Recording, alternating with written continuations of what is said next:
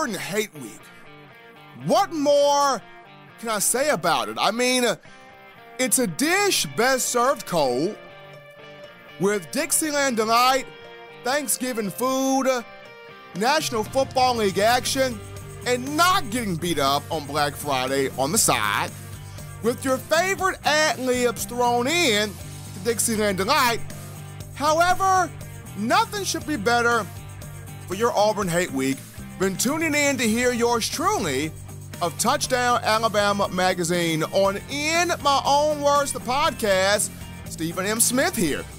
Crimson Tide getting ready for its Iron Bowl matchup with Auburn this weekend inside Bryant-Denny Stadium. It's coming off a 50-17 win over the Bulldogs of the FCS division on last week. Nick Saban and the Crimson Tide finding ways to make those second half adjustments work in the win. But finally, I'm able to get into a conversation that I wanted to talk about on last week. Got a little busy last week, but this week we can get into Quinnen Williams, Alabama defensive tackle, and how he has transformed himself from being an underrated contributor to being a potential top 5 pick for next year's draft venue. First and foremost, though, the Touchdown Alabama Magazine app. You want to be the insider for all things Tide, right? Of course you do. You want to have all things Bama in the palm of your hands, right? You certainly do. You got to pick up the Touchdown Alabama Magazine app. Best in practice recap, game recaps, highlights. Google Play Store for everybody on Team Android. iPhone App Store for everybody rocking Team Apple. Invest in yourself. You will be very happy that you did so by picking up the Touchdown Alabama Magazine app. But getting into now Quinnen Williams. This guy shocked America. Huge season, breakout year. Aside from the folks in the Alabama Players Facility and in this program, nobody expected this from Q.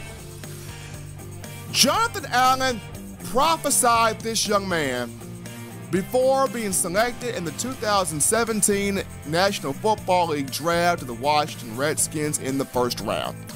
And Jonathan Allen was a superstar. And Jay Allen is a man of very few words during my time covering him. Reuben Foster would talk your ears off. Tim Williams talked your ears off. Tony Brown was a chatterbox. Denzel DeVaul was good for a joke here or there. Jonathan Allen, not that type of guy. He was the type of guy that came to work, destroyed your quarterback, and went home. Did not say few words. Did not say many words. So when Allen did speak, it was newsworthy. When Allen did speak, it behooved you to pay attention. And in his final interview that was taken inside the players' facility, so many media reporters were gathered around him. It was Jonathan Allen, J.A., bruh. Who is the next guy on this Alabama defensive line we need to watch out for? Who's the next guy we got to keep tabs on? Who's the next guy we have to commit stories to, we have to look out for, watch out for, write down, underline, circle, highlight, put a star by, basically have a Sharpie marker tattooed to our hand? Who is the next freak of freaks on this defensive line? Everybody expected him to go with Raekwon Davis, which wouldn't have been a bad pick. A very popular pick indeed. Raekwon Davis, 6'7", 315 pounds from Meridian, Mississippi. But Jonathan Allen said, watch Quinnen Williams. He's the next guy. He's the freak of freaks. He's the alpha male. He can do some things that I've never seen done here before. Q Williams is that dog. And everybody was like, psh, whatever, Jay Allen. Q, we know you want to say Raekwon. We said Raekwon. We know you thinking Raekwon. You don't have to say it, J.A. We can read your mind, son. We know what you're thinking, and you're thinking Raekwon. But Jonathan Allen, as he left the room, mark my words, Q is the freak of freaks. He is the headline name. He is everything. He's it. And he left the room. Jonathan Allen prophesied Q on that day because this young man from Birmingham, Alabama, with a plain weight of 295 pounds and a 6'4" frame, has terrorized opposition and has been a pleasant surprise for Tide fans across the landscape. And this is coming from an individual that is the smallest or one of the smallest defensive tackles to ever play at Alabama of the Nick Saban regime. Nick Gentry, you all remember him, right? 2011 national championship guy, 284 pounds, was disruptive. Q at 295, even more disruptive. I go back to the LSU game, November 3rd, Tiger Stadium, Death Valley in Baton Rouge. 14 NFL hats sat below me in that stadium. That's almost half the league. All 14 guys kept writing down 92 Quinnen Williams. They were obsessed, drooling. They were like SpongeBob off the episode where he's stuck in Sandy's tree dome with no water. I need it! That was the NFL scouts. Every time Quinnen Williams put himself in the backfield, we got to draft this kid. 10 tackles, 3.5 of those for loss, 2.5 sacks. Joe Burrow, an ultimate fear of his life. Upon looking at Quinnen Williams numbers-wise, people, and these numbers you do not expect from a defensive tackle. You expect these numbers from an inside linebacker. You expect these numbers from a defensive end. Sometimes, when push comes to shove, you expect these numbers from a safety in your secondary. These numbers come from a nose guard. Quinnen Williams, 55 total tackles this season through 11 games, third on the team. Williams, 34 solo stops, nose guard now, 34 solo stops, team high. Williams, 15 tackles for loss, team high. Williams, 6 sacks, third on the team. 9 quarterback hurries, second on the team. One of the things that I like to judge defensive tackles on is how effective are they to their team as a whole in terms of putting their team in the top 10 in almost every defensive category. Quinnen Williams nationally, and this comes from college football stats, NCAA football, college football stats right here, doing some research here. Q, in terms of scoring defense, has Alabama given up 13.1 points per game. That's third in the nation, second in the SEC behind Mississippi State, who has a very great defense, by the way. Total defense, Q has the Tide 7th in college football, giving up 282.1 yards per game.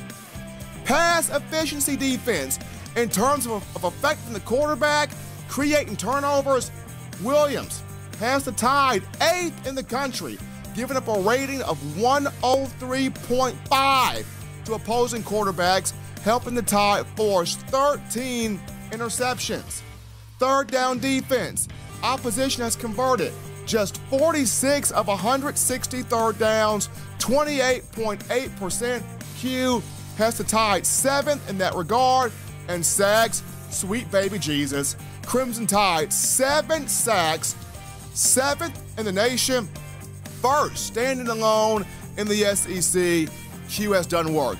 Now, I know people are going to say, but Steven, Alabama against the run, only 17th in the nation, giving up 112.5 yards a game.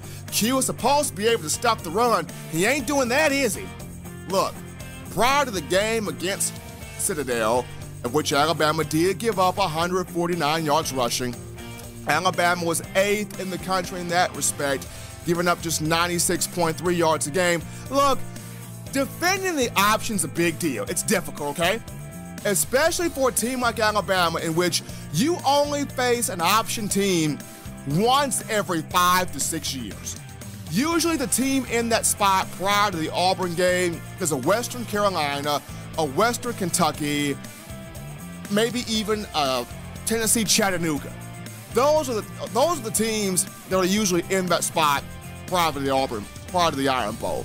Rarely ever do you see an option team in that spot. So Alabama, once every 5 to 6 years, will take on a Citadel, a Georgia State, a Georgia Southern, or any team that runs the option effectively. So it was able to get things going in the second half, shutting that down. Case in point being, the majority of numbers, the majority of defensive categories in college football, Q has to tie in the top 10. The guy that was looked at early on in the season as being the main, the primary, the top defensive line prospect was Ed Oliver out of Houston, at 6'2", 292 pounds. And though Ed Oliver is good, minus the scuffle he got into with his own head coach, Major Applewhite, on the sideline here regarding a jacket, aside from that, Ed Oliver, good individual player, elite individual player, but in terms of putting his team in the top 10, in the top 15, in the top 20, somewhere in the respectable, relevant vicinity in college football for defensive stats, Oliver hasn't done that. The Houston Cougars are not even in the top 50 in every major defensive category. Ed Oliver has failed to put his team in the top 50 in scoring defense, rush defense, total defense, third down defense, pass efficiency defense, sacks, whatever you want to call it, whatever stat you want to bring in there, Houston not even in the top 50. And that's on Ed Oliver, due to the fact that he's been projected as the #1, as the top defensive line prospect for the 2019 draft. Quinnen Williams has outplayed him. One of my best friends had a great NFL comparison for Williams. His comparison was Aaron Donald of the LA Rams, and the more I look at it, I agree with him. Aaron Donald, in his 5th season out of Pitt, was drafted first round of a 2014 venue from the Pittsburgh Panthers. Aaron Donald's playing weight, 6'1", 280 pounds, according to ESPN. He's smaller than Q, 6'1", 280, according to ESPN. He's probably gained some weight since then, but according to ESPN, 6'1", 280. Aaron Donald career, 53.5 sacks. Aaron Donald this season, first in the National Football League with 14.5. He's double teamed on almost every play, and if it wasn't for Donald, the Rams would have lost the shootout on Monday Night Football against the Kansas City Chiefs, of which it won 54-51, by which I'm going, is this the National Football League or is this Texas Tech versus West Virginia? Because that was a freaking shootout. 54-51. It took Aaron Donald and a little defense to win that game if you're the Rams, but that's the comparison a buddy of mine has for Quinnen Williams, and I don't blame him. Aaron Donald, freak of freaks in the National Football League. Khalil Mack's good. J.J. Watt's that dude. But Aaron Donald is a freak, and he's out there killing quarterbacks. Quinnen Williams, 295, a freak in college football, a freak for Alabama. That kid's out there killing signal callers. And whomever in the NFL draft venue right now is among the top picks for 2019, they got Quinnen Williams high on the roster. I mean, I look at the Chicago Bears, they're a defensive tackle away from being special. I look at the Seattle Seahawks, Legion of Boom, dead, buried, gone. You started over by retooling that defensive front. Why not take Quinnen Williams? The Philadelphia Eagles, Fletcher Cox getting old. You pick up your Quinnen Williams, you're in good shape right there. The Buffalo Bills, they just need help. You pick up Q, you start retooling that defense, building towards the future. Whichever one of those teams or any others interested in taking a wrecking ball piece of disruption for opposing offenses, Q is right there. But in my opinion, based on Jonathan Allen and me watching Q this season, he has transformed himself from an underrated contributor to a potential top 5 pick. I don't know why he's looked at as the 20th pick for NFL draft analysts right now, but as he continues to grow from the Auburn game to the Georgia game and in the college football playoff, he plays the remainder of the season the way he's played thus far, this kid's going to be a top 15 or top 5 pick going into that draft venue. Taking another break here on In My Own Words. When we get back, I got a bone to pick with the John Mackey Award Foundation. What's my gripe with them? You don't want to miss it, folks. Stay tuned. We'll be right back to In My Own Words.